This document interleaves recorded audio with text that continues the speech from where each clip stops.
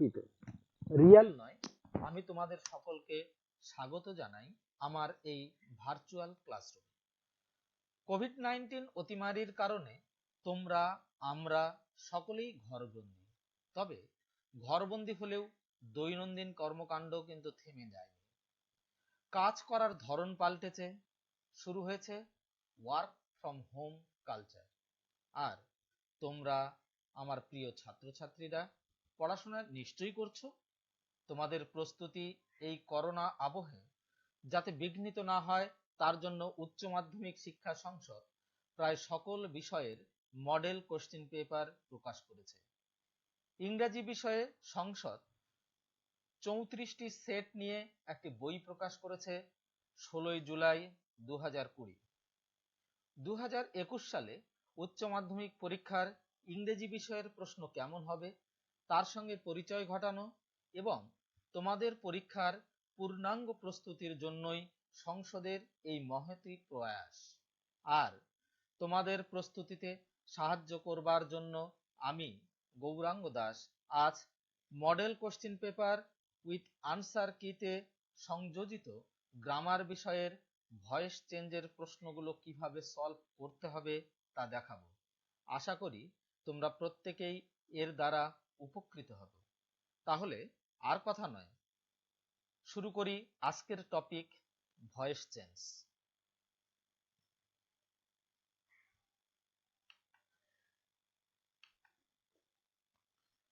Voice change গ্রামারের একটি উল্লেখযোগ্য বিষয় এবং তোমরা জানো যে আমাদের যে উচ্চ মাধ্যমিক পরীক্ষার প্রশ্ন হয় এবং হবে তাতে ভয়েস চেঞ্জ একটি আবশ্যিক বিষয়।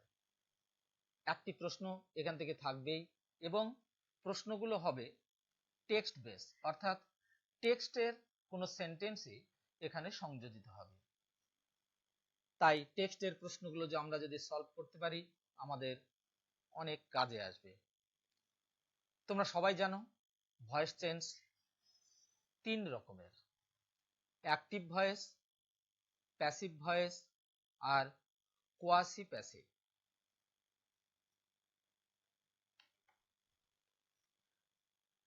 ভয়েস চেঞ্জ করতে গেলে কি করতে হবে? What is to be done first? প্রথমেই identify the sentence in question whether it is in active or passive voice। কি করতে হবে? সেন্টেন্সটাকে চিনতে হবে যে এই সেন্টেন্সটা অ্যাক্টিভ ভয়েসে আছে নাকি প্যাসিভ ভয়েসে আছে।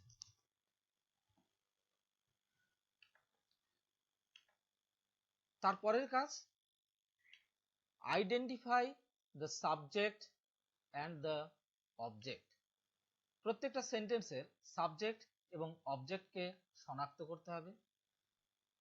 Learn how a verb can be enlarged or shrinked. কিভাবে একটা ভার্বকে বর্ধিত করা যায় অথবা সংকুচিত করা যায় তাও জানতে হবে। আর learn the conversion of pronoun and a noun from subject to object or vice versa. অর্থাৎ প্রোনাউনকে কিভাবে একটা প্রোনাউনকে সাবজেক্ট থেকে অবজেক্টে এবং নাউনকে সাবজেক্ট থেকে অবজেক্টে পরিণত করা যায় অথবা উল্টো দিক থেকে অবজেক্ট থেকে কিভাবে সাবজেক্টে পরিণত করা যায়, এই বিষয়গুলো আমাদেরকে জানতে হবে। এগুলো জানলে ভয়েস চেঞ্জ করা কোনো ক্রমেই কঠিন বলে মনে হবে না।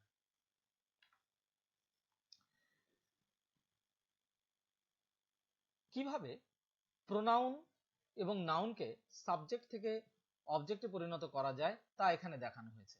দেখো, সাবজেক্ট আই আর এর অবজেক্ট মি। সাবজেক্ট উই, তার object us. You subject, object you একই রূপ। একই রকম ভাবে হি যদি সাবজেক্ট হয় তাহলে তার অবজেক্ট হবে হিম। শি যদি সাবজেক্ট হয় অবজেক্ট হবে হার। দে যদি সাবজেক্ট হয় দেম হবে অবজেক্ট। হু এর অবজেক্ট হচ্ছে হুম। দি, টি এইচ ডবল ই, লক্ষ্য রাখো টি এইচ ই নয়, টি এইচ ডবল ই। দি শব্দের অর্থ ইউ। এই শব্দটি কবিতায় ব্যবহৃত হয় এবং আমরা প্রাচীনকালে পুরাতন যে সাহিত্যগুলো ছিল সেখানে আমরা হ্যাঁ দি শব্দটি TH ডবল ই এটি একটা প্রোনাউন। এই শব্দটি সচরাচর গদ্যে ব্যবহৃত হয় না, এটি কবিতায় ব্যবহৃত হয়। ইতিমধ্যে নিশ্চয়ই তোমরা এই শব্দটির সঙ্গে পরিচিত হয়েছো তোমাদের কবিতা shall I compare thee to a summer's day এই কবিতায়। দি শব্দটি সাবজেক্ট রূপ, এর অর্থ হচ্ছে ইউ, এর অবজেক্ট হচ্ছে দাও। শব্দটি কবিতায়, এই দুটো শব্দই কবিতায় ব্যবহৃত হয়, আর গদ্যে এখন ব্যবহৃত হয় না। ইড একটি প্রোনাউন, এর সাবজেক্ট এবং অবজেক্ট একই। এতক্ষণ পর্যন্ত আমরা জানলাম কিভাবে প্রোনাউনকে আমরা সাবজেক্ট থেকে অবজেক্টে কনভার্ট করি। এবার আমরা জানবো নাউনকে। এই প্রপার নাউন, সাবজেক্ট এবং অবজেক্ট এটা কিন্তু একই। অর্থাৎ এখানে একটা উদাহরণ দেওয়া আছে, রাম একটা ব্যক্তির নাম, রামের সাবজেক্টিভ রূপ হচ্ছে রাম এবং একই রকম ভাবে অবজেক্টের রূপও হচ্ছে রাম। অর্থাৎ ব্যক্তিবাচক কোনো নাউন যদি থাকে তাহলে তার সাবজেক্ট এবং অবজেক্ট একই হয়। দেখো, ভয়েস চেঞ্জ করতে গেলে আরেকটি খুব গুরুত্বপূর্ণ বিষয় ভার্বের বিস্তার ঘটানো। কিভাবে ভার্বকে বিস্তার ঘটাতে হবে এই কনভার্সন টেবিল অফ ভার্বের মাধ্যমে তাই দেখানো হয়েছে। আমরা এখানে প্রত্যেকটি ভার্ব ধরে ধরে, টেন্স ধরে ধরে আমরা আলোচনা করব এবং দেখব কিভাবে তা বাড়ানো হয়েছে। প্রথমে দেওয়া হয়েছে বেস ফর্ম অফ ভার্ব অর্থাৎ present indefinite tense. Present indefinite টেন্সে ভার্বের মূল রূপ ব্যবহৃত হয়। অর্থাৎ যখনই তোমরা দেখছো প্রেজেন্ট ইনডেফিনিট টেন্স অথবা বেস ফর্ম অফ ভার্ব, তখন একই বিষয় বুঝতে হবে প্রেজেন্ট ইনডেফিনিট টেন্স। এই প্রেজেন্ট ইনডেফিনিট টেন্সের যদি থাকে অ্যাক্টিভ ভয়েসে, তাহলে প্যাসিভ ভয়েস করার জন্য আমাদেরকে যা করতে হবে এম, ইজ অথবা আর, এই তিনটের মধ্যে যে কোনো একটাকে বসাতে হবে পার্সন এবং তার নাম্বার অনুযায়ী। আর ভয়েস চেঞ্জ করতে গেলে যেটা সবসময় দরকার সেটা হচ্ছে V3 অর্থাৎ ভার্বের থার্ড ফর্ম, মানে past participle form of verb, এটা বসাতে হবে। যদি অ্যাক্টিভ ভয়েসে আমরা দেখি এম, ইজ অথবা আর এর মধ্যে কোনো একটি আছে এবং আইএনজি যুক্ত আছে ভার্বের সঙ্গে, তাহলে যেটা আমাকে করতে হবে সেটা হচ্ছে প্যাসিভ ভয়েসের সময় আমাদেরকে এই এম, ইজ ও আর এর মধ্যে যে কোনো একটিকে প্রয়োজন অনুযায়ী বসাতে হবে। সঙ্গে যদি অ্যাক্টিভ ভয়েসে এম, ইজ, আর এবং মূল ভার্বের সঙ্গে আইএনজি যোগ করা থাকে, তাহলে প্যাসিভ ভয়েসে ওই ভার্ব পরিবর্তন করে লিখতে হবে এম, ইজ, আর এর মধ্যে যে কোনো একটি, এবং আইএনজি যুক্ত থাকার জন্য বিং, বিই, আইএনজি লিখতে হবে, আর ভার্বের থার্ড ফর্ম অর্থাৎ V3 লিখতে হবে। অ্যাক্টিভ ভয়েসে যদি হ্যাভ অথবা হ্যাজ থাকে এবং তারপরে যদি ভার্বের থার্ড ফর্ম থাকে, তাহলে অর্থাৎ পাস্ট পার্টিসিপল থাকে, তাহলে প্যাসিভ ভয়েস করার সময় হ্যাভ এবং হ্যাজ এর মধ্যে যে কোনো একটি প্রয়োজন অনুযায়ী, তারপরে বিন বসাতে হবে, বি ডবল ই এন। আগে লিখেছি আমরা বিই, আইএনজি, কিন্তু হ্যাভ হ্যাজ থাকলে বি ডবল ই এন লিখতে হবে, আর আগের মতোই ভার্বের থার্ড ফর্ম বসাতে হবে। যদি আমাদের প্রশ্নে পাস্ট ইনডেফিনিট টেন্স থাকে, তাহলে বসাতে হবে ওয়াজ কিংবা ওয়ার এর মধ্যে যে কোনো একটি, আর হবে ভার্বের থার্ড ফর্ম। যদি অ্যাক্টিভ ভয়েসে ওয়াজ কিংবা ওয়ার এবং ভার্বের সঙ্গে আইএনজি যোগ করা থাকে, তাহলে প্যাসিভ ভয়েস করার সময় ওই ভার্ব এনলার্জ করতে গিয়ে আমাদেরকে ওয়াজ কিংবা ওয়ার এর মধ্যে যে কোনো একটি, তারপরে আইএনজি থাকার জন্য বিং, বিই, আইএনজি এবং ভার্বের থার্ড ফর্ম বসাতে হবে। যদি অ্যাক্টিভ ভয়েসে হ্যাড থাকে এবং ভার্বের থার্ড ফর্ম অর্থাৎ পাস্ট পার্টিসিপল থাকে, তাহলে প্যাসিভ ভয়েস করার সময় had plus been plus V3 অর্থাৎ ভার্বের পাস্ট পার্টিসিপল বসাতে হবে।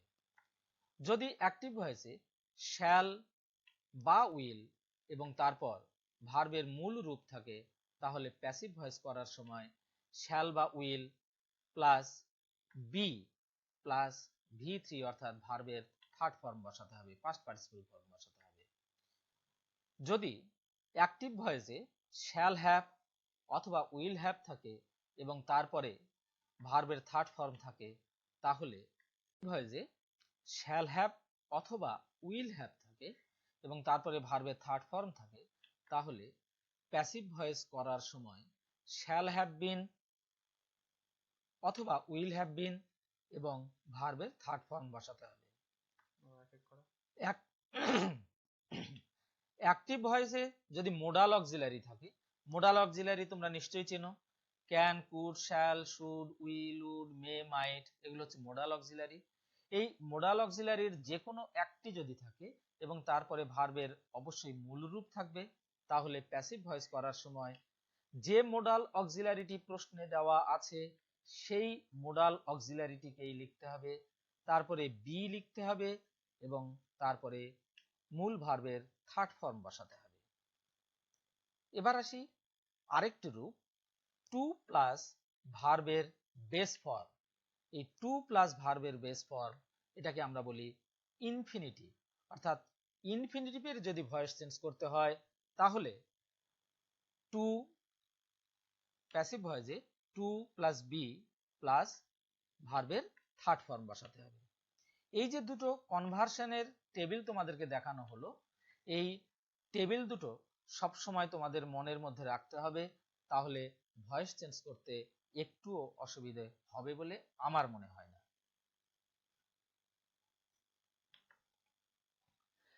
ভয়েস চেঞ্জ করতে গেলে আরেকটা বিষয় আমাদেরকে জানতেই হবে, সেটা হচ্ছে বি ভার্বের রূপ। তোমরা লক্ষ্য করেছো, যখনই আমরা ভার্বের রূপ পরিবর্তন করলাম, এনলার্জ করলাম, তখনই বি ভার্বের কোনো না কোনো রূপ ব্যবহার করতেই হয়েছে। তাই জেনে রাখা ভালো বি ভার্বের রূপগুলো কি কি। বি ভার্বের প্রেজেন্ট টেন্সের তিনটি রূপ আছে, এম, ইজ এবং আর। পাস্ট টেন্সে আছে দুটি রূপ, ওয়াজ এবং ওয়ার। পাস্ট পার্টিসিপল ফর্ম বিন এবং প্রেজেন্ট পার্টিসিপল বিং। অর্থাৎ এই যে রূপগুলো আমরা এখানে পেলাম, সাতটি রূপ, এই সাতটি রূপের মধ্যে যে কোনো একটি রূপ প্যাসিভ ভয়েসে থাকবেই থাকবে।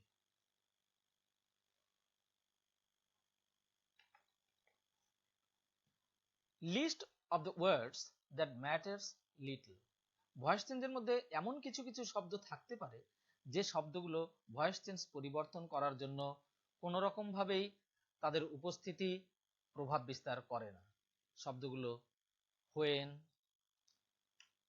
হোয়ার, here, there, how, however, now, then, ever, never, and, or, but.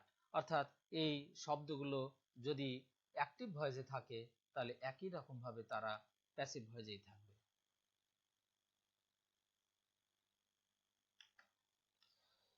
এখানে খুব বড় একটা কথা বলা হয়েছে, এটা কিন্তু মনে রাখতেই হবে। আমরা জানি ডু, ডাস এবং ডিড, এগুলো একই সঙ্গে কখনো কখনো অক্সিলারি ভার্ব এবং কখনো কখনো প্রিন্সিপাল ভার্ব হিসেবে ব্যবহৃত হতে পারে। যদি কোনো সেন্টেন্সে অ্যাক্টিভ ভয়েসে ডু, ডাস এবং ডিড অক্সিলারি ভার্ব হিসেবে ব্যবহার করা হয়, তাহলে প্যাসিভ ভয়েস করার সময় ডু, ডাস, ডিড এগুলোকে বাদ দিতে হবে। মনে রাখতে হবে প্যাসিভ ভয়েসে কখনোই অক্সিলারি ভার্ব হিসাবে ডু, ডাস এবং ডিড ব্যবহৃত হয় না। আরেকটি জিনিস মনে রাখবে, every passive voice must have be verb and a past participle form of the main verb। অর্থাৎ প্রত্যেকটি প্যাসিভ ভয়েসে বি ভার্বের কোনো একটা রূপ থাকবেই থাকবে এবং সঙ্গে ভার্বের থার্ড ফর্ম থাকবে।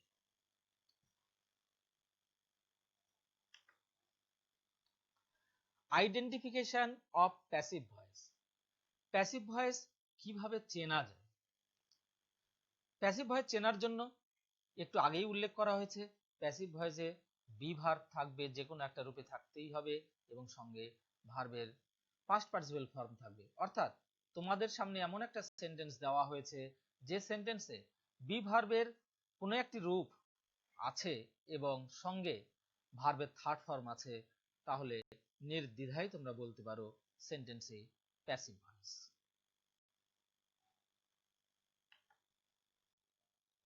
হ্যালো স্টুডেন্টস, আমাদের লক্ষ্য 2021 সালের উচ্চ মাধ্যমিক পরীক্ষা। এই লক্ষ্যকে সামনে রেখেই উচ্চ মাধ্যমিক শিক্ষা সংসদ তোমাদের জন্য 34টি মডেল কোশ্চেন সম্বলিত একটি বই প্রকাশ করেছে। যেমন ভাবে প্রশ্নগুলো সাজানো হবে, প্রশ্নের মান সমস্ত কিছুই সেখানে আছে।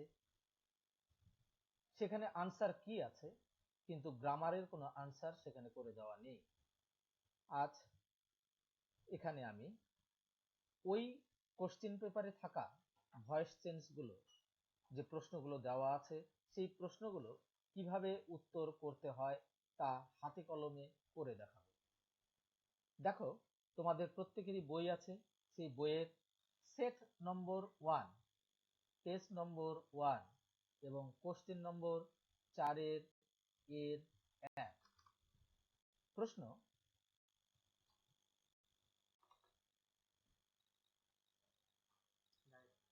It would take me some time to discover.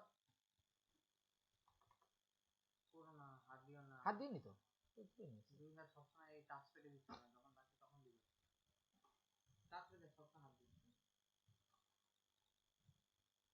It would take me some time to discover something about her looks. এই সেন্টেন্সে ইট সাবজেক্ট হিসেবে ব্যবহার করা হয়েছে, উড টেক এটা ভার্ব হিসেবে ব্যবহার করা হয়েছে, আর মি এটা হচ্ছে অবজেক্ট। মনে রাখবে, ইট শব্দটি ইন্ট্রোডাক্টরি সাবজেক্ট হিসেবে ব্যবহার করা হয়েছে। ভয়েস চেঞ্জ করতে গেলে আমাদেরকে কি করতে হবে? ভয়েস চেঞ্জ করতে গেলে যেটা করতে হয় সেটা হচ্ছে অবজেক্টকে সাবজেক্টে পরিণত করতে হবে। আমরা কনভার্সন টেবিলে দেখেছি, মি যখন অবজেক্ট তখন তার সাবজেক্ট হচ্ছে আই। আমরা কনভার্সন টেবিল অফ ভার্বে দেখেছি, উড থাকলে এনলার্জ করার জন্য উড বি বসাতে হবে। টেক মূল ভার্ব, প্যাসিভ ভয়েস করার নিয়ম অনুযায়ী সবসময় ভার্বের থার্ড ফর্ম হবে। এই নিয়মে টেক শব্দটি হয়ে যাবে টেকেন। তারপরে sometime two discover something about her looks, এটা যেমন আছে ঠিক সেই রকমই বসাতে হবে। ভয়েস চেঞ্জের নিয়ম অনুযায়ী আরেকটা জিনিস এখানে বাদ দেওয়া হয়েছে, সেটা হচ্ছে বাই। আমরা বাইটা এখানে বসাইনি, সঙ্গে বাইয়ের পরে ইট, তার অবজেক্টের রূপ হচ্ছে ইট, সেটাকেও বসাইনি। এর কারণ কি তোমরা বলতে পারো? এর কারণ হচ্ছে, আমি আগেই বললাম, ইট শব্দটি ইন্ট্রোডাক্টরি ইট, অর্থাৎ সেন্টেন্সটিকে শুরু করার জন্য ব্যবহার করা হয়েছে। এই ইট মূলত ডিনোট করছে two discover something about her looks, এটাকে। তাই আমরা এখানে আর বাই ইট এই শব্দটিকে বসাইনি। তাহলে উত্তরটা কি হলো? উত্তরটা হলো I would be taken some time to discover something about her looks.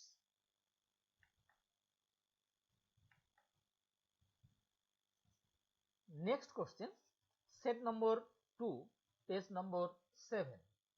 Hack and chop it. বলতে পারো এটা কি ধরনের সেন্টেন্স? হ্যাক শব্দটি ভার্ব, অর্থাৎ যে সেন্টেন্সের শুরুতে ভার্ব থাকে, শেষে ফুল স্টপ থাকে, সেই সেন্টেন্সের নাম ইম্পারেটিভ সেন্টেন্স। ইম্পারেটিভ সেন্টেন্সের ভয়েস চেঞ্জ 3টি নিয়মে করা যায়। প্রথম নিয়ম, লেট, প্রথমে লেট বসাতে হবে। তারপরে প্রশ্নে যে শব্দটি অবজেক্ট হিসেবে ব্যবহার করা হয়েছে সেই অবজেক্টটিকেই বসাতে হবে। তারপরে বি শব্দটিকে লিখতে হবে, আর সবশেষে ভার্বের থার্ড ফর্ম বসাতে হবে। এটা একটা নিয়ম। দ্বিতীয় নিয়ম হচ্ছে, যে শব্দটি প্রশ্নে অবজেক্ট হিসেবে ব্যবহার করা হয়েছে সেটিকে সাবজেক্টের রূপ হিসেবে লিখতে হবে। তারপর শুড বি, তারপরে শুড প্লাস বি লিখতে হবে এবং সবার শেষে ভার্বের থার্ড ফর্ম বসাতে হবে। তৃতীয় নিয়ম, সরাসরি মুখস্থ থেকে তোমাদের মন থেকেই তোমরা লিখবে ইউ আর রিকোয়েস্টেড টু, অথবা ইউ আর অর্ডার্ড টু, অথবা ইউ আর অ্যাডভাইসড টু।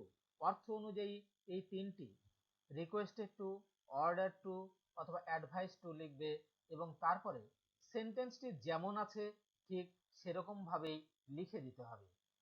তাহলে এই তিনটির উত্তর কি দাঁড়াচ্ছে দেখে নাও। প্রথম উত্তর নিয়ম অনুযায়ী লেট, তারপরে যে উত্তরটি হবে সেটি হচ্ছে let it be hacked and chopped. দ্বিতীয় নিয়ম অনুসারে যে উত্তরটি হবে সেটি হচ্ছে it should be hacked and chopped. আর তৃতীয় নিয়ম অনুসারে যে উত্তরটি দাঁড়াবে সেটি হচ্ছে you are advised to hack and chop it. দেখো, অ্যাডভাইসড শব্দটা ব্যবহার করা হয়েছে এখানে, অর্থাৎ উপদেশ দেওয়া হচ্ছে, সেই জন্য অ্যাডভাইস ব্যবহার করা হয়েছে। যদি আমরা বুঝি যে অনুরোধ করা হচ্ছে, তাহলে অ্যাডভাইসড শব্দটি বাদ দিয়ে রিকোয়েস্টেডও আমরা লিখতে পারি। আবার যদি দেখা যায় আদেশ করা হচ্ছে, তাহলে অর্ডারও হতে পারে। অর্থাৎ উত্তরটা তখন এরকম হতে পারে you are ordered to hack and chop it. আমাদের পরের প্রশ্ন সেট নম্বর 3 থেকে page number 20, question number 4A4। He takes the lead. এই সেন্টেন্সে হি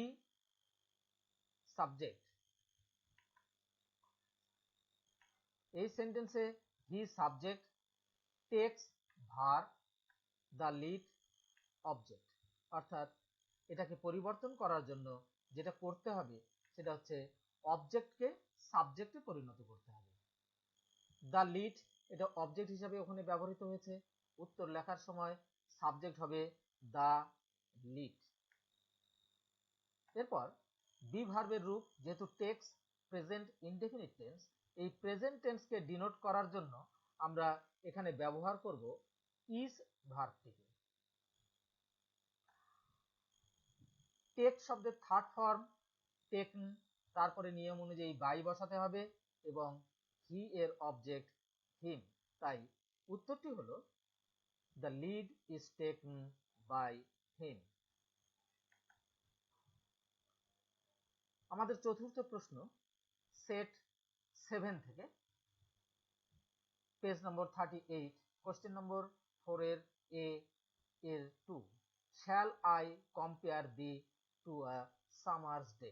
দেখো, আগের যে সেন্টেন্স গুলো আমরা করলাম তাতে দু ধরনের সেন্টেন্স আমরা পরিবর্তন করা শিখেছি। একটা হচ্ছে দু ধরনের সেন্টেন্সটা আনয়ন করা কি দরকার, শ্যালটাকে আনয়ন করতে পারতো, শ্যালটাকে আনয়ন করলে করা যায় না, এটা পেন ছাড়া করা যায় না। আমরা তো আর্টিফিশিয়াল পেন দিয়ে দিচ্ছি, আমাদের পেন দিয়ে করো।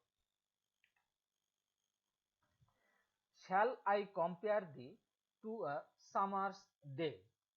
এই সেন্টেন্সটি প্রশ্নবোধক বাক্য। এই প্রশ্নবোধক কোন সেন্টেন্সকে, বাক্যকে যদি অ্যাক্টিভ ভয়েস থেকে প্যাসিভ ভয়েস করতে হয়, তাহলে তোমাদের সুবিধার্থে তোমরা যেটা করবে সেটা হচ্ছে প্রথমেই এই প্রশ্নবোধক বাক্যটিকে অর্থাৎ ইন্টারোগেটিভ সেন্টেন্সটিকে অ্যাসাইটিভ সেন্টেন্সে পরিণত করবে। তারপর এই অ্যাসাইটিভ সেন্টেন্সটির ভয়েস চেঞ্জ করবে এবং তৃতীয়ত আবার যে ভয়েস চেঞ্জ করে যে উত্তরটি তোমরা পেলে সেই উত্তরটিকে প্রশ্নবোধক বাক্যে পরিণত করবে। তাহলেই সম্পূর্ণ উত্তরটি তৈরি হয়ে যাবে। অর্থাৎ shall I compare thee to a summer's day, এটাকে যদি আমরা অ্যাসাইটিভ সেন্টেন্সে পরিণত করি তাহলে অ্যাসাইটিভ সেন্টেন্সটি হবে I shall compare thee to a summer's day. এই সেন্টেন্সটা একটা জিনিস লক্ষ্য করো, কম্পেয়ার শব্দটা লেখা হয়েছে শ্যাল, উইল এগুলোর পরে সবসময় ভার্বের বেস ফর্ম বসে, অর্থাৎ কম্পেয়ার COMPARE হবে, ডিটা থাকবে না। তাহলে প্রশ্নটা কেমন হলো? Shall I compare thee to a summer day. Assertive করলে হবে I shall compare thee to a summer day. এবার আই হচ্ছে সাবজেক্ট, শ্যাল কম্পেয়ার ভার্ব, আর দি অবজেক্ট। আমরা কনভার্সন টেবিলে জেনেছি দি যখন অবজেক্ট, তার সাবজেক্ট হচ্ছে দা, THOU। তাহলে আমরা কি লিখবো? Shall thou be compared to a summer's day by me. শ্যালের পরিবর্তে আমরা উইলও লিখতে পারি। Set number 8, page number 43, question number 4 এর 1। দে ফিল দ্য হলো ফুল অফ লাইফ। এই সেন্টেন্সে দে হচ্ছে সাবজেক্ট, ফিল এটা ভার্বের মূল রূপ প্রেজেন্ট টেন্স, এবং দা হলো দ্য অবজেক্ট।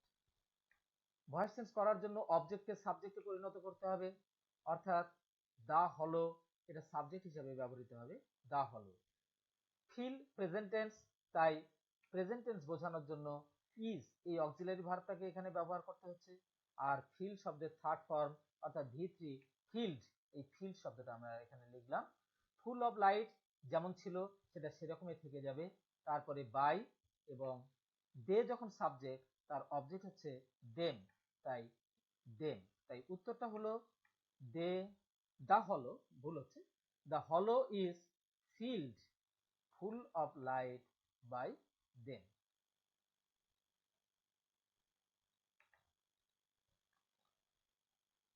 আমাদের পরের প্রশ্ন, it is to be roped.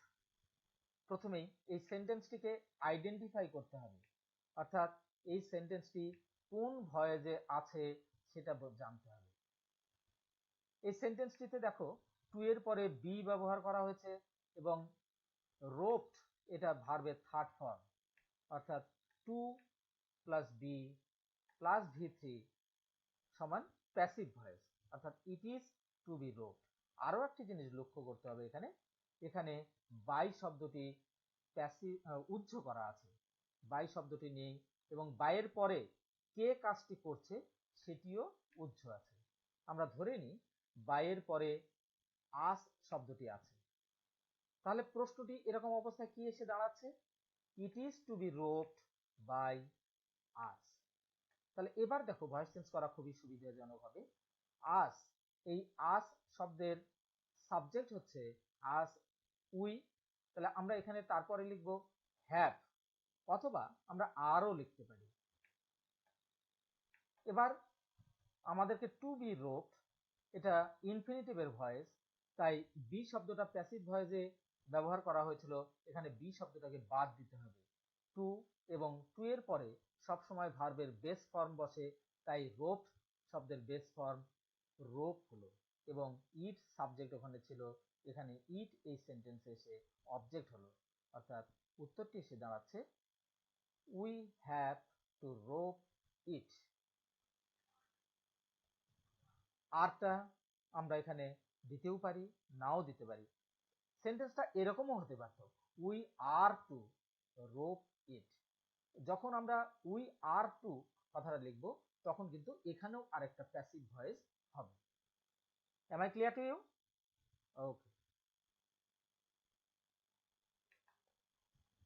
পরের প্রশ্ন সেট 13 থেকে, এই প্রশ্নটি তোমরা পাবে তোমাদের স্যাম্পল কোশ্চেন বুকের 73 নম্বর পৃষ্ঠায়।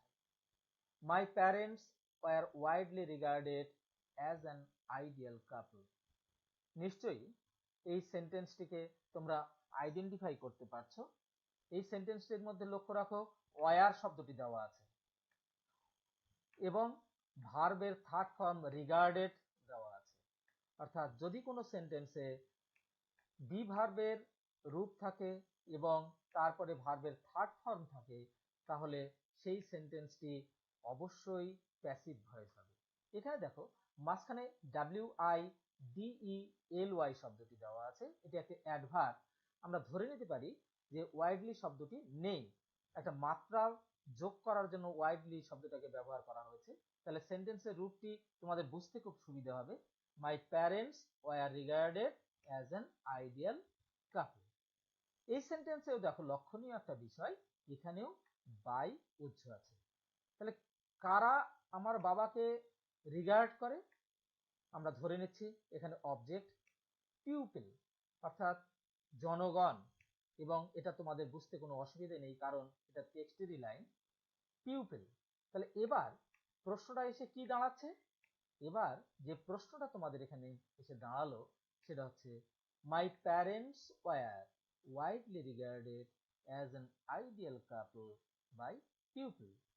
এবার আমাদেরকে ভয়েস চেঞ্জ করতে হবে, প্যাসিভ ভয়েস থেকে অ্যাক্টিভ ভয়েস। অ্যাক্টিভ ভয়েসের শুরুতে কি থাকে, সাবজেক্ট থাকে। সাবজেক্টটা কি তাহলে হবে, পিউপিল শব্দটা সাবজেক্ট হিসাবে আমরা এখানে ব্যবহার করছি পিউপিল।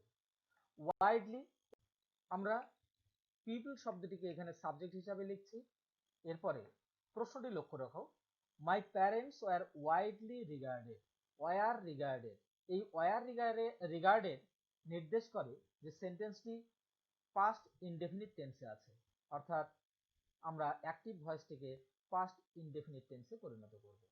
তাহলে পিউপিল রিগার্ডেড পাস্ট ইনডেফিনিট টেন্সে কি করতে হয়, সাবজেক্ট, সাবজেক্টের পরে সরাসরি ভার্বের সেকেন্ড ফর্ম অর্থাৎ ফার্স্ট টেন্স লিখতে হয়। তাহলে আমরা এখানে লিখলাম রিগার্ডেড। মনে রাখবে প্রশ্নের মধ্যে রিগার্ডেড ছিল থার্ড ফর্ম, আর আমরা যখন উত্তরের এখানে লিখছি অ্যাক্টিভ ভয়েসে তখন এটা কিন্তু পাস্ট ফর্ম অর্থাৎ V2। তাহলে people widely regarded my parents as an ideal couple. তাহলে উত্তর হলো people widely regarded my parents as an ideal কাপল।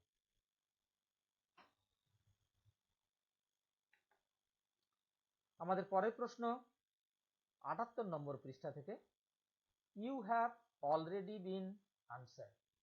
বলতে পারো এই সেন্টেন্সটি কি ধরনের সেন্টেন্স, অর্থাৎ কোন ভয়েসে এটি আছে। দেখো হ্যাভ ব্যবহার করা হয়েছে, বিন ব্যবহার করা হয়েছে এবং মূল ভার্বের থার্ড ফর্ম ব্যবহার করা হয়েছে। আমরা ভার্বের কনভার্সন টেবিলে দেখেছি have plus been plus V3 equal passive voice, অর্থাৎ এই সেন্টেন্সটিও প্যাসিভ ভয়েসে আছে। তাহলে you have already been answered, এখানেও কে আনসার দিয়েছে এটা উজ্জ আছে, অর্থাৎ বাইয়ের পরে কে আনসার দিল তা উজ্জ আছে। ধরে নিচ্ছি বাইয়ের পরে আছে মি, ME। তাহলে প্রশ্নটা কি এসে দাঁড়ায়, you have already been answered by me. তাহলে এবার উত্তর করার জন্য আমাদেরকে কি করতে হবে, মি শব্দটিকে উত্তর লেখার সময় আমরা সাবজেক্ট হিসাবে ব্যবহার করব। তাহলে মি এর সাবজেক্ট কি, মি এর সাবজেক্ট হচ্ছে আই। আমরা প্যাসিভ ভয়েসে ব্যবহার করেছি বিন, তাহলে অ্যাক্টিভ ভয়েসে আমরা বিন বাদ দেব, তাহলে শুধু লিখব I have. I have already, এবার হ্যাভের পরে ভার্বের থার্ড ফর্ম বসে আনসার্ড এবং ইউটা সাবজেক্ট হিসাবে ছিল। এবার আমাদের এই উত্তরে ইউ হবে অবজেক্ট। তাহলে উত্তরটা কি এসে দাঁড়ালো, I have already answered you. আচ্ছা একবার ক্রস চেক করি, আমরা যদি এখান থেকে উত্তরে যেতে যাই, প্রশ্নে যেতে যাই তাহলে কি হবে, তাহলে ইউ সাবজেক্ট হবে। তাহলে দেখো ইউ সাবজেক্ট হিসাবে ব্যবহার করা হয়েছে। এবার হ্যাভ প্লাস V3, তাহলে কি হবে, হ্যাভের পরে বিন লিখতে হবে, তাহলে হ্যাভ বিন এবং তারপরে কি হবে, মূল ভার্বের third form answer by me, অর্থাৎ উত্তরটি ঠিক হয়েছে। আগে দেখতে পাবো, আগে লক্ষ্য করি তো আমি বললাম V3।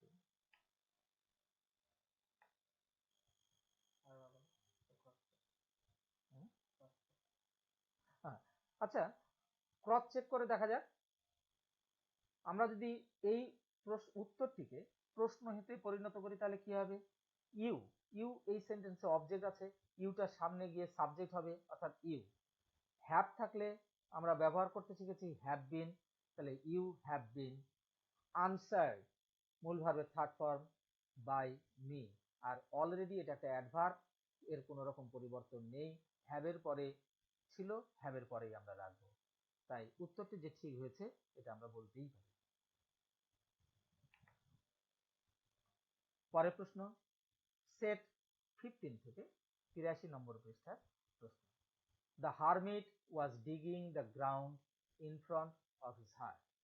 এই সেন্টেন্সে দ্য হারমিট সাবজেক্ট, তারপরে ওয়াজ ডিগিং, এটা কন্টিনিউয়াস ফর্ম, ওয়াজ এর পরে ভার্বের সঙ্গে আইএনজি যোগ করা হয়েছে এবং মূল রূপটা হচ্ছে ডিগ। ডিগ শব্দের সঙ্গে আইএনজি যোগ করেছি এবং ডিগ শব্দের সঙ্গে আইএনজি যোগ করতে গিয়ে আরেকটি ডি আমরা ব্যবহার করেছি, অর্থাৎ স্পেলিংটি হয়েছে DIGG ING। দ্য গ্রাউন্ড এই সেন্টেন্সে অবজেক্ট হিসাবে ব্যবহার করা হয়েছে।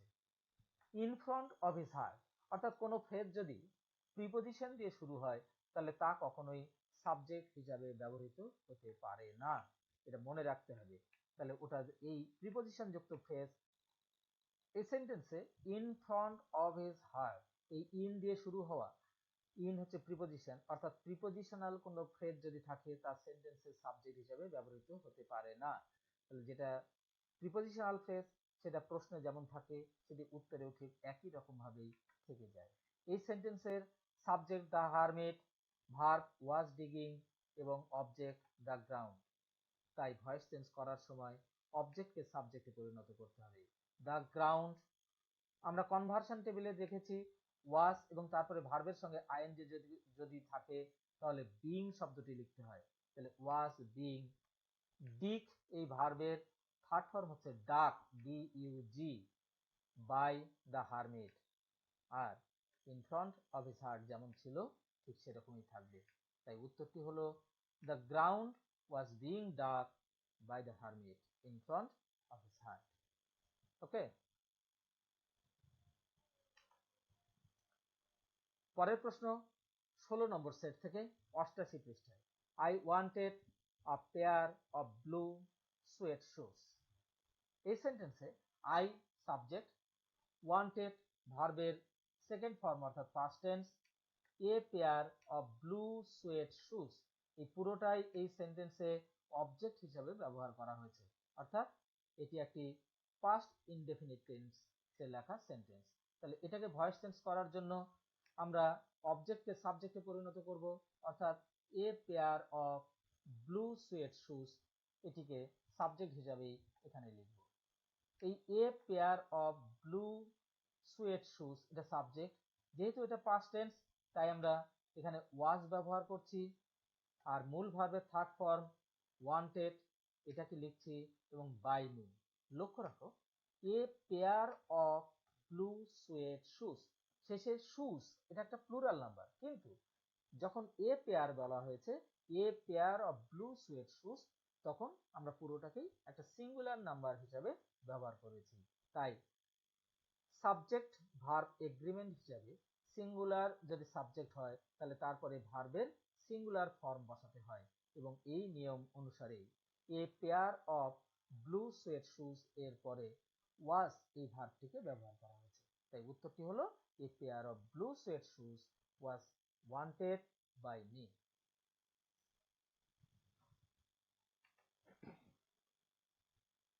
However, all necessities were provided for me. এই প্রশ্নটি সেট নম্বর 17 থেকে নেওয়া হয়েছে 93 পৃষ্ঠায়। আমরা জেনেছি হাউএভার বা এই জাতীয় কিছু শব্দ আছে যেই শব্দগুলো ভয়েস চেঞ্জের অ্যাক্টিভ ভয়েসে থাকলে এর কোনো রকম পরিবর্তন হয় না, অর্থাৎ এরা সেন্টেন্সের কোনো পরিবর্তন ঘটাতে পারে না, এরা যেখানে থাকে ঠিক সেরকম ভাবেই এদেরকে ব্যবহার করতে হয়। এই সেন্টেন্সে অল নেসেসিটিস এটা সাবজেক্ট হিসেবে ব্যবহার করা হয়েছে, ওয়ার এবং তারপরে প্রোভাইডেড অর্থাৎ বি ভার্ব এবং ভার্বের থার্ড ফর্ম, তার মানে এটা প্যাসিভ ভয়েস ফর মি। এই সেন্টেন্সেও লক্ষ্য রাখো বাই এবং তারপরে কে প্রোভাইড করছে এটা উজ্জ্ব আছে। আমরা ধরে নিচ্ছি তোমাদের জানা এটা যে এই কে প্রোভাইড করছে বলতে মাই প্যারেন্টস এই কথাটাকেই বোঝাতে চেয়েছেন APJ আব্দুল কালাম। তাহলে কি দাঁড়ালো প্রশ্নটি? However, all necessities were provided for me by parents অথবা by my parents। তাহলে এটাকে যদি আমরা ভয়েস চেঞ্জ করি তাহলে কি হবে? ভয়েস টেস্ট করার জন্য আমরা যেটা করব সেটা হচ্ছে অবজেক্টকে সাবজেক্টে পরিণত করব। তাহলে উত্তরটা কি হবে? হাউএভার যেমন ছিল ঠিক সেরকমই থেকে যাবে। মাই প্যারেন্টস, এবার প্রোভাইডেড পাস্ট ইনডেফিনিট টেন্সে ছিল প্রশ্নটি, তাই প্রোভাইডেড পাস্ট ইনডেফিনিট টেন্স লিখছি, অল নেসেসিটিস ফর মি। তাহলে উত্তরটা হলো however my parents provided all necessities for me.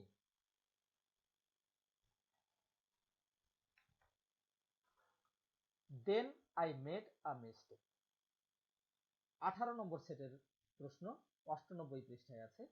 এই সেন্টেন্সেও দেখো হাউএভার এর মতোই আরেকটি শব্দ যোগ করা হয়েছে, দেন। এই দেন শব্দটিও কিন্তু ভয়েস টেন্স পরিবর্তন করার ক্ষেত্রে কোন রকম ভাবেই আই মেড আ মিস্টেক। এই সেন্টেন্সে I subject, made mistake, made শব্দটি ভার্ব, এ মিস্টেক অবজেক্ট। আর দেন শব্দটি আগের সেন্টেন্সের মতোই একটা অতিরিক্ত কোনো শব্দ, এটি উত্তর লেখার সময় দেন হিসাবেই থাকবে, এর কোনো পরিবর্তন হবে না। তাহলে subject I, made object, made verb, আর এ মিস্টেক অবজেক্ট। তাহলে উত্তরটা হলো then a mistake was made by me.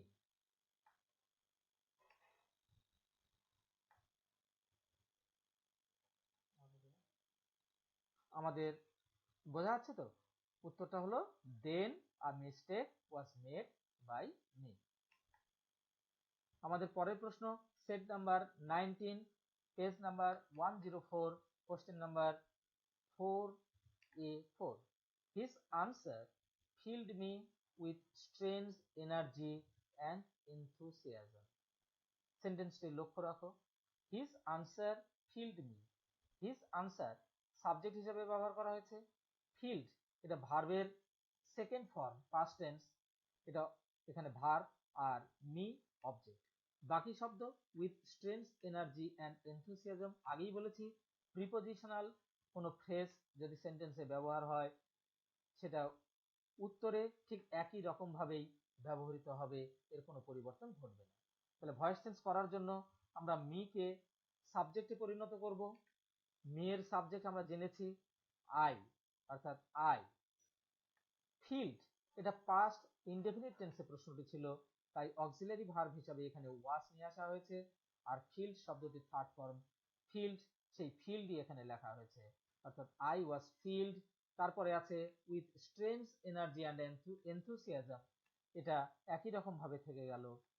তারপরে নিয়ম অনুসারে আমরা বাই বসিয়েছি এবং হিজ আনসার অবজেক্ট হিসাবে এখানে থাকলো হিজ আনসার, অর্থাৎ উত্তরটা হলো I was filled with strange energy and enthusiasm by his answer.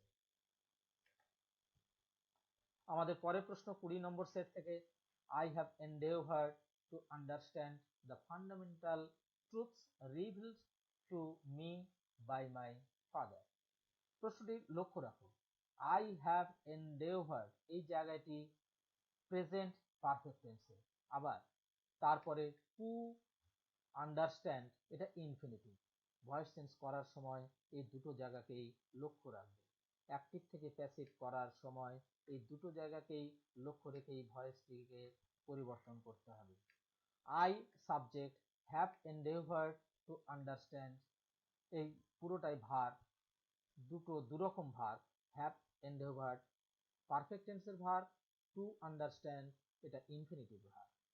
The fundamental truths reveal to me by my father, এই পুরোটা এখানে অবজেক্ট হিসাবে ব্যবহার করা হয়েছে, তাই উত্তর করার সময় কি করতে হবে, অবজেক্টটাকে সাবজেক্ট হিসাবে লিখতে হবে, অর্থাৎ the fundamental truths revealed to me by my father, এই পুরোটাই এখানে আমরা লিখলাম এবং এটা সাবজেক্ট হিসেবে ব্যবহার করা হলো। এবার দেখো হ্যাভ আছে, আমরা কনভার্সন টেবিলে পেয়েছি হ্যাভ থাকলে হ্যাভ বিন বসাতে হয়, তাহলে হ্যাভের পরে আমরা বিন বসালাম।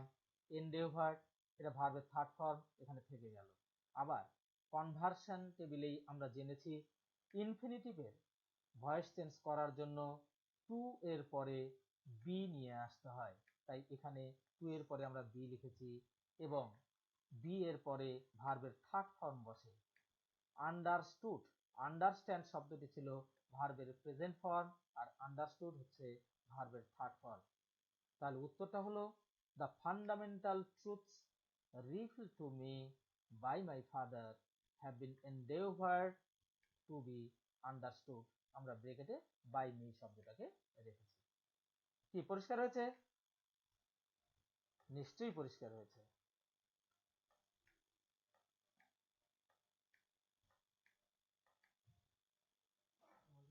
আরো একটু লক্ষ্য রাখো প্রশ্নটিতে, বাই মাই ফাদার। এতক্ষণ ধরে আমরা যে প্রশ্নগুলো উত্তর করলাম প্যাসিভ ভয়েস করার সময় বাই শব্দটা আমরা নিয়ে এসেছি, এখানেও বাই আছে, তাই বাই দেখে মনে হয় যে এটা প্যাসিভ ভয়েসে আছে। না, এটা ভাবার কোনো কারণ এখানে নেই, কারণ এই বাই মাই ফাদার, এই বাইকে দেখে এটাকে প্যাসিভ ভয়েস ভাবার কোনো কারণ নেই, অর্থাৎ এটা অ্যাক্টিভ ভয়েসেই আছে। এখানে the fundamental truths reveal to me by my father, এই পুরোটাই একটা ক্লজ এবং এটা এখানে সাবজেক্ট হিসাবে ব্যবহার করা হয়েছে। তাই উত্তরটি আবারও বলি, the fundamental truths reveal to me by my father have been endeavoured by me to be understood. By me শব্দটাকে আমরা লিখতেও পারি, নাই লিখতে পারি, তাই এটিকে ব্র্যাকেটের মধ্যে রাখা হয়েছে।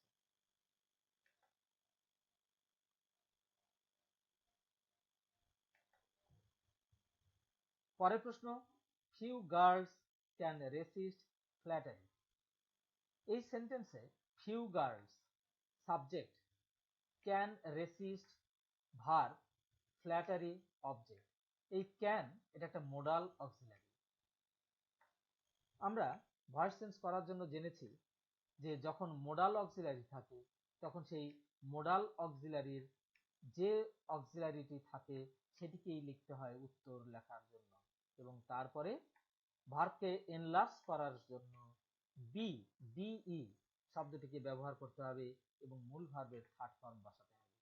অর্থাৎ উত্তরটি হবে ফ্ল্যাটারি ক্যান বি রেসিস্টেড। রেসিস্ট এটা থার্ড ফর্ম হচ্ছে রেসিস্টেড, তারপরে নিয়ম অনুযায়ী বাই, এবং ফিউ গার্লস যেটা সাবজেক্ট ছিল সেটা এখানে এসে অবজেক্ট হিসেবে পরিণত হলো।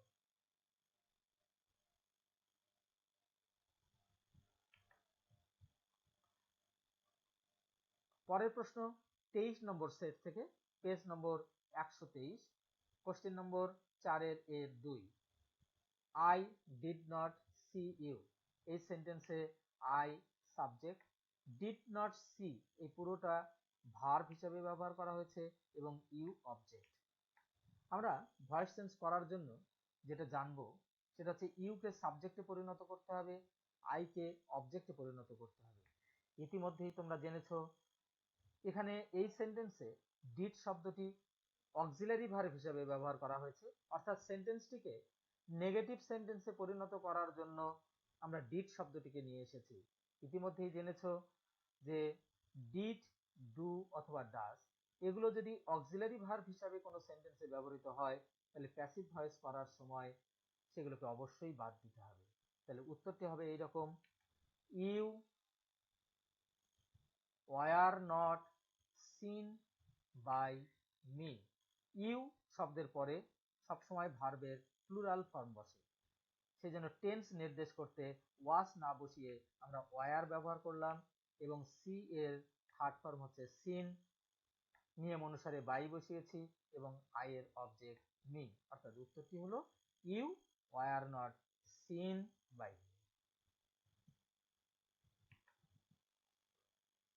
আমাদের পরের প্রশ্ন 24 নম্বর সেট থেকে 130 পৃষ্ঠা। And he never saw her again. এই সেন্টেন্সে অ্যান্ড শব্দটি একটা অতিরিক্ত শব্দ, যেমন আছে উত্তর লেখার সময় আমরা সেভাবেই লিখব। এরপরে আসি হি, এখানে সাবজেক্ট হিসেবে ব্যবহার করা হয়েছে এই সেন্টেন্সে। স ভার্বের সেকেন্ড ফর্ম অর্থাৎ পাস্ট ইনডেফিনিট টেন্স, এবং হার শব্দটি অবজেক্ট হিসেবে ব্যবহার করা হয়েছে। তাহলে ভয়েস চেঞ্জ করার জন্য আমাদেরকে যেটা করতে হবে সেটা হচ্ছে হারকে সাবজেক্টে পরিণত করতে হবে। আমরা ইতিমধ্যেই জেনেছি হারের সাবজেক্ট সি। একটু আগেই তোমাদেরকে বললাম অ্যান্ড শব্দটি অতিরিক্ত শব্দ, সেটা যেখানে ছিল সেখানেই থাকবে, অর্থাৎ সেন্টেন্সের শুরুতে ছিল, সেন্টেন্সের শুরুতেই সেটা থাকলো। হারের সাবজেক্ট সি, এবং যেহেতু এটা পাস্ট ইনডেফিনিট টেন্স, তাই ওয়াজ এই বি ভার্বটিকে আমরা এখানে নিয়ে এসেছি। তারপরে নেভার শব্দটা একটা অ্যাডভার্ব, যেমন ছিল সেরকমই থেকে যাচ্ছে। সি এর থার্ড ফর্ম সিন আমরা লিখলাম। এগেন এর কোনো পরিবর্তন হবে না। আবার নিয়ম অনুসারে আমরা বাই লিখেছি এবং হি এর অবজেক্ট হিম লিখেছি। তাই উত্তরটা হলো and she was never seen again by him. Set number 25, page number 136। প্রশ্ন, she led him down the hall. এই সেন্টেন্সে she subject, led object, let ভুল বলেছি, লেড অবজেক্ট নয়, লেড শব্দটি ভার্বের পাস্ট ফর্ম এবং হিম অবজেক্ট। ডাউন দ্য হল এটা একটা প্রিপোজিশনাল ফ্রেজ, তাই এর কোনো পরিবর্তন হবে না। তাহলে আমরা প্রশ্নটা কি পাচ্ছি, শি লেড হিম, এটুকুর ভয়েস চেঞ্জ করলেই হবে। তাহলে হিম এর সাবজেক্টিভ রূপ হচ্ছে হি।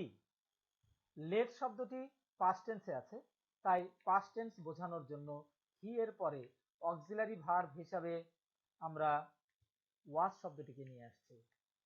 আর থার্ড ফর্ম করার জন্য লেট শব্দটিকে ব্যবহার করছি। লেড এর থার্ড ফর্ম লেট, এর বেস ফর্ম হচ্ছে lead, second form let, third form let. Down the hall যেমন ছিল সেরকমই থেকে যাচ্ছে। তারপরে নিয়ম অনুসারে আমরা বাই লিখছি এবং সি এর অবজেক্ট হচ্ছে হার, তাই উত্তরটি হলো he was led down the hall by হার।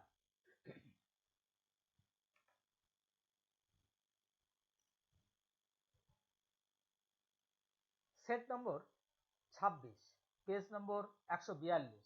প্রশ্ন, my parents were widely regarded as an ideal couple. লক্ষ্য রাখো সেন্টেন্সটি কোন ভয়েসে আছে। এই সেন্টেন্সে ওয়ার এবং ভার্ব রিগার্ডেড থার্ড ফর্ম হিসেবে ব্যবহার করা হয়েছে। অর্থাৎ কোনো সেন্টেন্সে যদি ওয়ার অথবা বি ভার্বের যে কোনো একটি রূপ এবং ভার্বের মূল ভার্বের থার্ড ফর্ম থাকে, তাহলে সেই সেন্টেন্সটি হবে পাস্ট টেন্স। আমরা এটি আগেই ব্যাখ্যা করেছি এবং এর উত্তরটি তোমরা নিজেরা করার চেষ্টা করো। এর উত্তরটি আমরা এর আগে সলভ করেছি। কোথায় সলভ করেছি? কোশ্চেন নম্বর 4, পেজ নম্বর 73-এ এটা সলভ করা আছে। সেখান থেকে উত্তরটি নিজে করে উত্তরটিকে চেক করে নাও।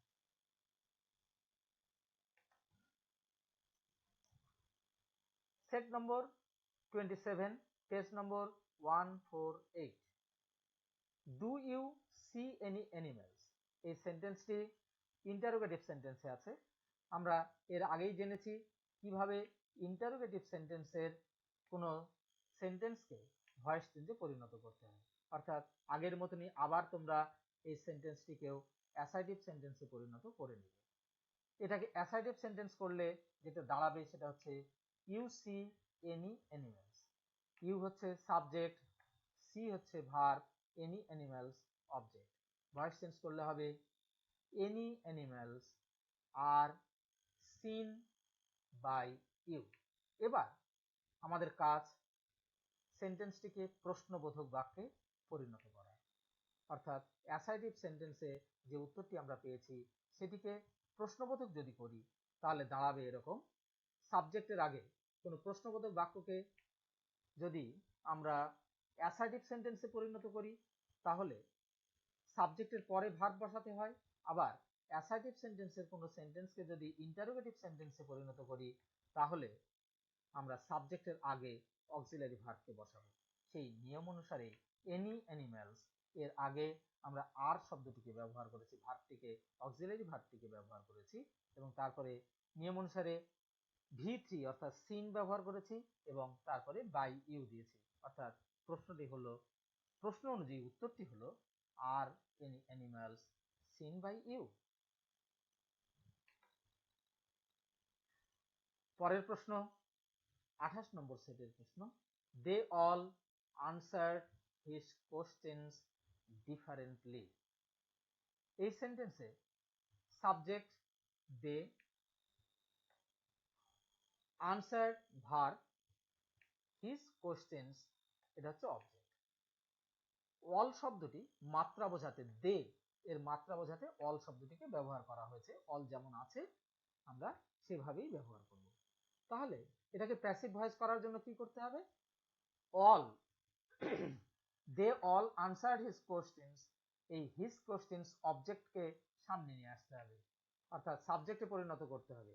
হিজ কোশ্চেনস এটা প্লুরাল নাম্বার, তাই এখানে ওয়ার টেন্স অনুযায়ী, পাস্ট টেন্স অনুযায়ী ওয়ার ব্যবহার করা হয়েছে এবং মূল ভার্বের থার্ড ফর্ম আনসার্ড লেখা হয়েছে। His questions were answered differently by them all.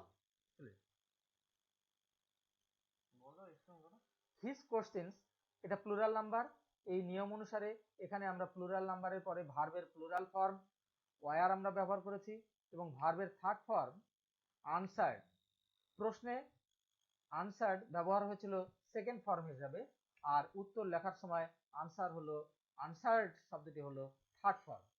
Differently এটা যেমন ছিল সেরকমই থাকলো, নিয়ম অনুসারে বাই আমরা ব্যবহার করছি এবং দে শব্দটি সাবজেক্ট ছিল, দের অবজেক্ট হচ্ছে দেম, এবং আগেই বলেছি অলের কোনো পরিবর্তন হবে না, তাই অল যেমন ভাবে প্রশ্নে ছিল ঠিক সেরকম ভাবেই এখানে অল শব্দটিকে লেখা হলো। তাহলে উত্তরটা হলো his questions were answered differently by them all.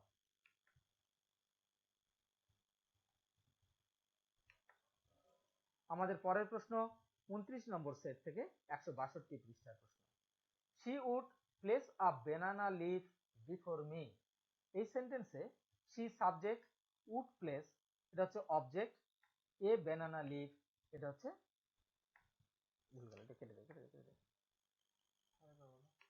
এই সেন্টেন্সে দাঁড়াও তাহলে তুমি ক্লাসে পড়ানোর মতো পড়াচ্ছ এরকম কেন করছো? ভালোভাবে বলো, সিচুয়েশন কেন লাগবে এগুলো?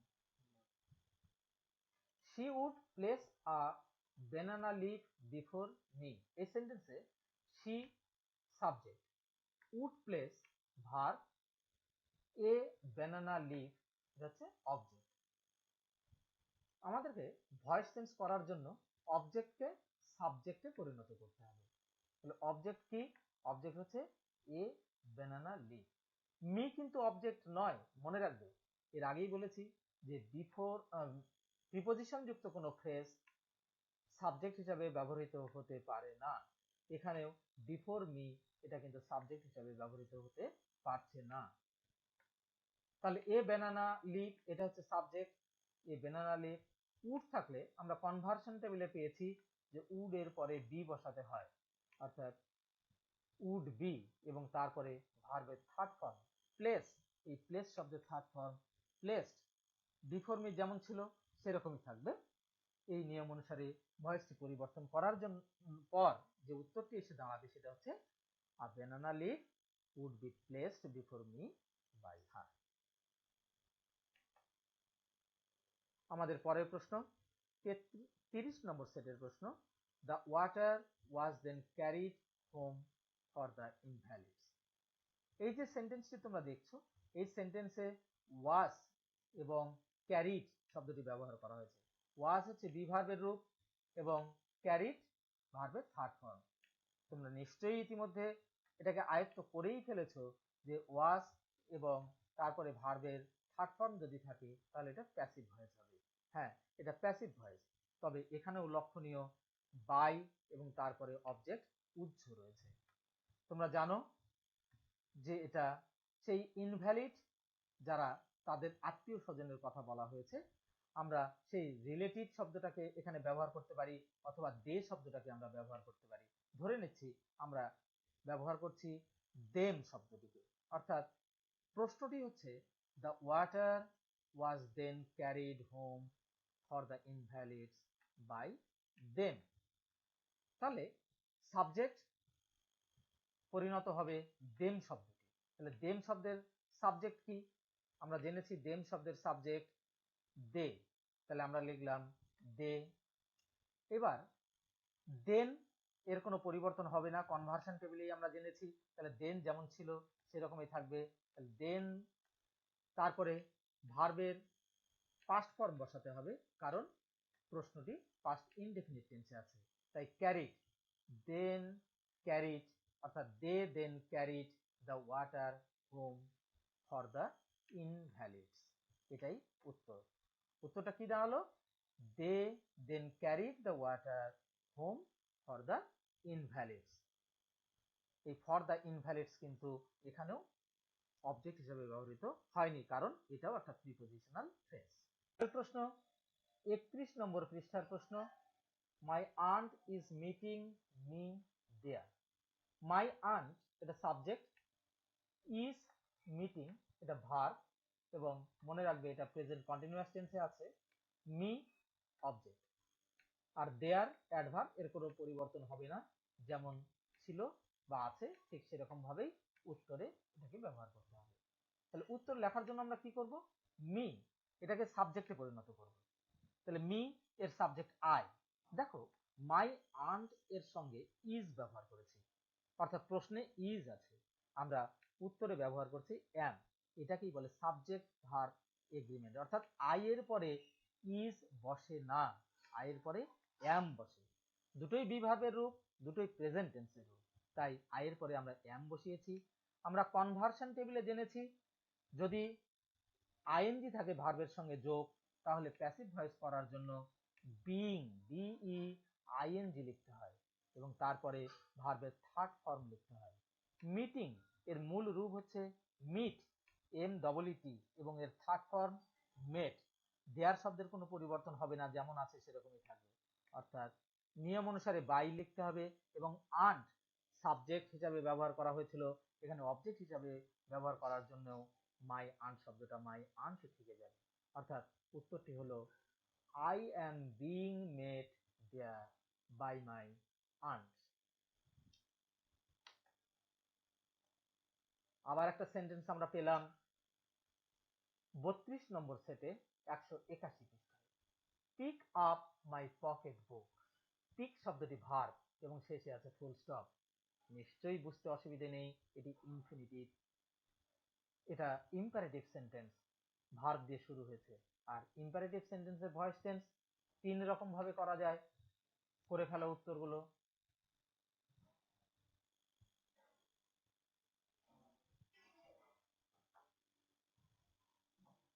মাই পকেট বুক, আমরা এখানে যেটা ব্যবহার করেছি সেটা হচ্ছে দ্বিতীয় নিয়মের উত্তরটা লিখেছি।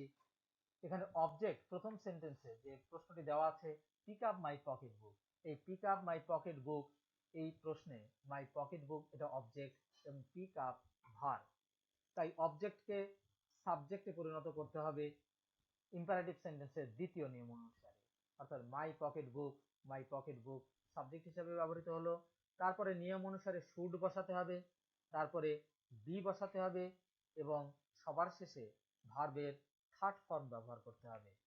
তাহলে বি আমরা লিখলাম এবং পিক এই ভার্বের থার্ড ফর্ম পিকড PICKED, অর্থাৎ উত্তরটি দাঁড়ালো my pocket book should be picked up.